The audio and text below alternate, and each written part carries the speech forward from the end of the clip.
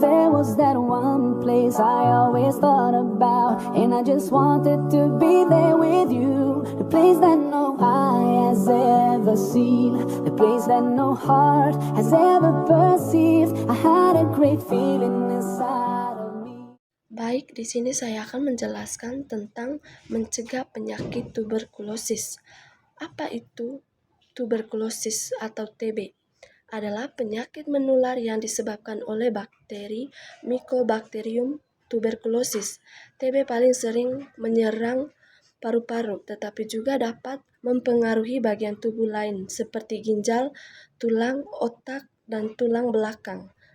Penyakit ini menyebarkan melalui udara ketika seseorang yang terinfeksi batuk, bersin, atau berbicara, dan orang lain menghirup bakteri tersebut.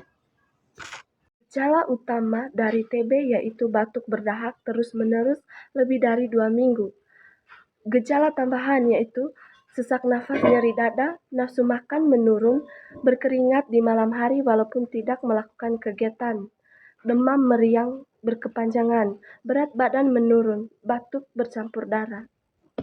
Tujuan yang pertama itu mencegah penularan, mengurangi risiko penyebaran bakteri TB. Yang kedua, deteksi dini, memastikan diagnosis cepat untuk pengobatan yang segera. Yang ketiga, pengobatan efektif, menyediakan terapi yang tepat untuk menyembuhkan pasien.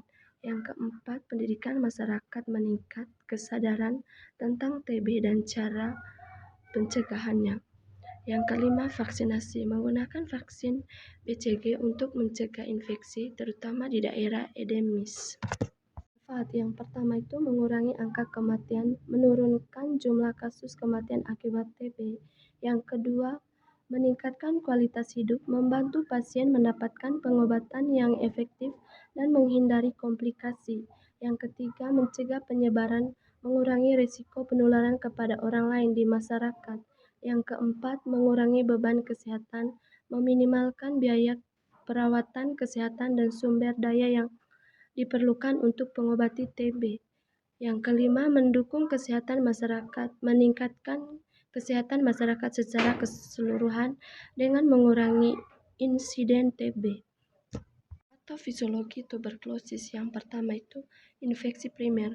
Bakteri Mycobacterium tuberculosis masuk ke tubuh melalui inhalasi, droplet, dan mencapai alveoli paru-paru.